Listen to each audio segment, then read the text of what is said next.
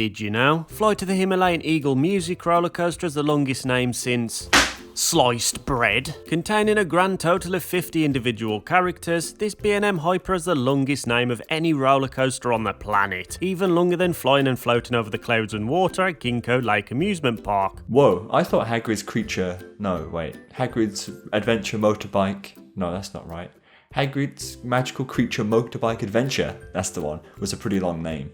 And just like magic, a wild Harry has appeared. How's life, Mr. Coasterbot? Better now I'm in this video. Excellent! And now it is time for us to check out the world's most ridiculous, record-breaking roller coasters.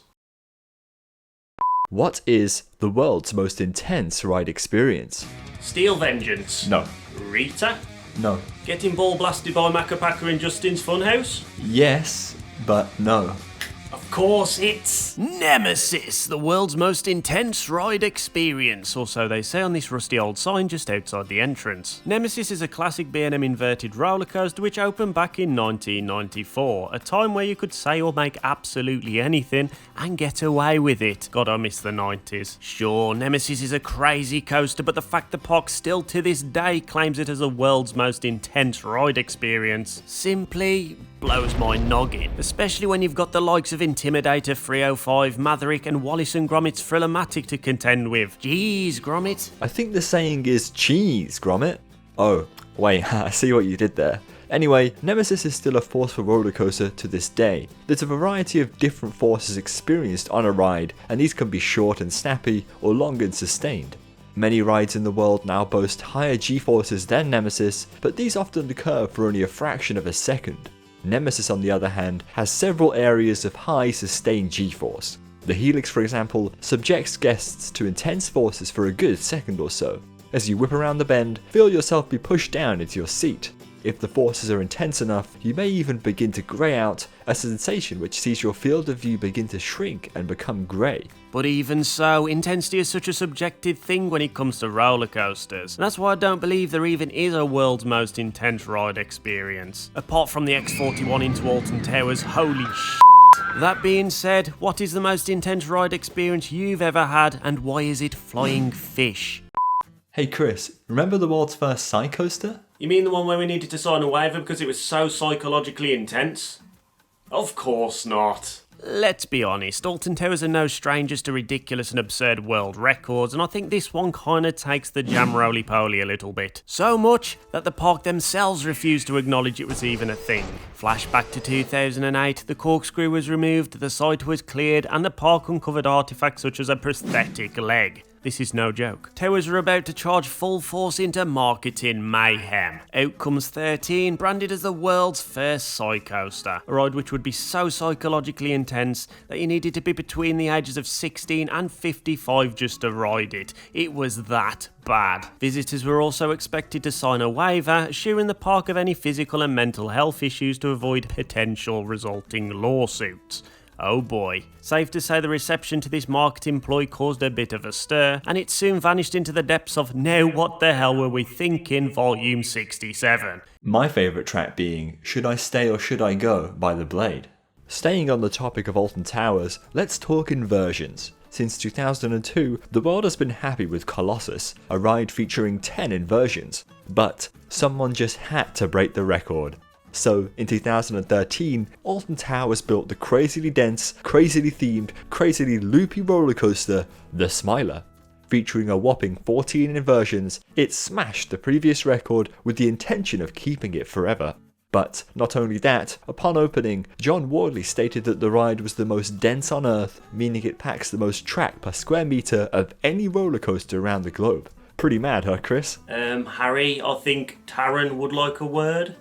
You know, with its 116 intersecting moments, more than any other roller coaster in the world, surely that's more dense than the Smiler, right? At least it's more dense than a packet of ready salted Walker's crisps. Taran is the definition of twisted, beautiful mess, just like me after a good session whore in the back row. What a spectacular roller coaster. Even after riding the likes of Zadra and Formula Rossa, Taran still reigns king for me. I just want to gloat about it all the time, please. Yes, but have you ridden the wonderful, beautiful, fantastic green roller coaster? You know the one. The only one. The best one. He desword as Canton at Hansa Park. Now that's a Taran-beating ride if I've ever seen one. Talking of world-class roller coasters, do you know the world's best wooden roller coaster? It's Wildfire at Colorado. Hold on there, are you telling me that 2 theme parks both say their rides are the world's best?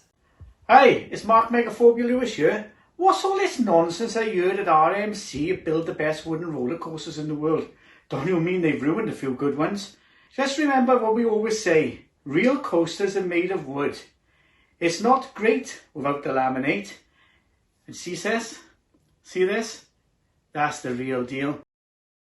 Moving on, talking about RMCs, these types of coasters are infamous for setting ridiculous world records. One scroll down Steel Vengeance's Wikipedia page and you can kinda see why. Oh god, here we go again. World's tallest hybrid roller coaster at 205 feet, world's fastest hybrid roller coaster at 74 miles per hour, world's steepest drop on a hybrid coaster at 90 degrees, world's longest drop on a hybrid coaster at 200 feet, world's longest hybrid roller coaster at 5,740 feet, most inversions on a hybrid coaster at 4, fastest airtime hill on a hybrid coaster at 74 miles per hour, most airtime on a hybrid coaster at 27.2 seconds, most airtime on any roller coaster at 27.2 seconds, world's first hyper-hybrid roller coaster, whatever the that is. Steel Vengeance has claimed a mega bucket ton of ridiculous world records. That is just ridicumental. I mean, come on, fastest airtime hill on a hybrid coaster at 74 miles per hour. When has this been a world record? Does this mean Icon has the fastest barrel roll on any painfully average Mack coaster? I'm gonna die. Oh Chris, you mad man. You know, Steel Vengeance isn't the only record-breaking RMC. Busch Gardens Tampa Bay are building / have built, thank you COVID-19, Iron Gwazi, a roller coaster 1 foot taller than Steel Vengeance. Oh, and while Steel Vengeance features a 90-degree drop, Iron Gwazi steps it up to the next level with a 91-degree drop. Take that, Cedar Point. Or what about Lightning Rod, the world's first launched wooden roller coaster? Fancy being accelerated from 0 to 42 miles per hour before plummeting down a 160-foot drop? Yeah, me too. Thing is, it's barely open. Should it be called a record-breaking ride, or just a breaking ride? Well, lightning strikes twice in 2021, Harry. We might be in for a shock. Oh, Cedar Point, what can we say about you? Not only have you claimed 700 ridiculous records for Steel Vengeance, but we also have these shameless claims for Valravan, even if they are technically true. Most inversions on a dive machine. Sounds impressive, right? Then you soon realise that beating this record isn't exactly an outstanding feat, since Valravan only needed a grand total of 3 inversions. Wow. That being said, it wasn't long before Yukon Striker beat this record by throwing in 1 extra inversion to snap the title. The addition of Valravan also saw Cedar Point claiming even more peculiar records, such as the most roller coasters taller than 200 feet in one amusement park, most rides in a park, most steel track in a park, and also most roller coaster track in any park around the world.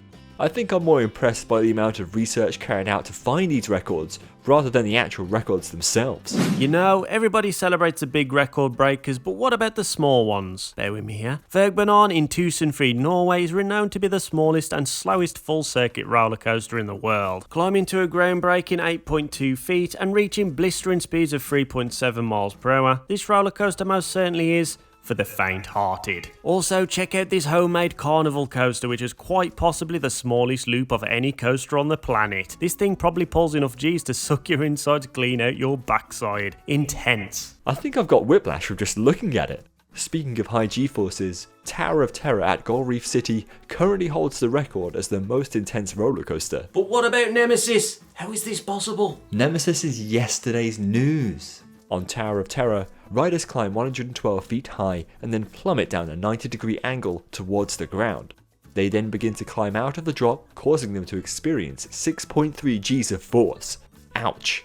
The thought of plummeting vertically towards the ground isn't appealing to everyone. But what about the thought of falling 1,591 feet above the ground? Yeah, I'll pass on that one too. This is Skydrop at Canton Tower, the world's highest thrill ride.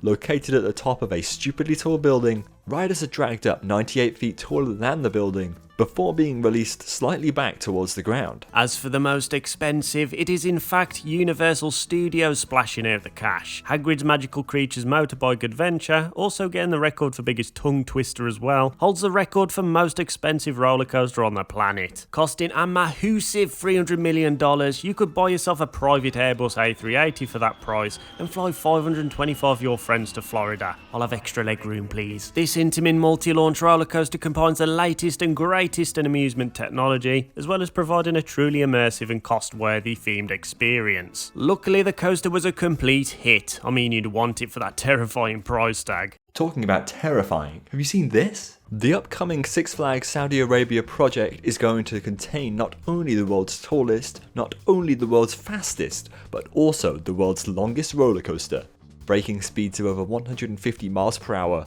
climbing to heights of over 456 feet, and measuring over 8,133 feet long. This coaster is mental. Whether they'll actually deliver an experience similar to what's been shown on the animation is the real question though. The park is scheduled to open in 2023, and all we can say is, watch this space.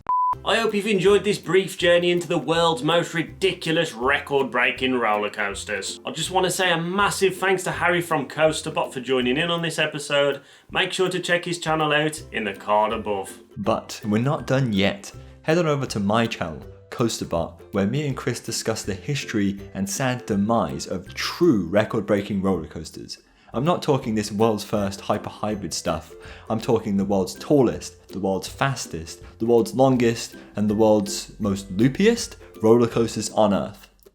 If you enjoyed this video, then please hit that like button, smash subscribe for more content like this, and give the bell a flick to keep all up to date. Videos on the left, merchandise on the right. Make sure to hit this button for the ride of your life. You've been watching ScrewyLoops. Ta-ra a bit.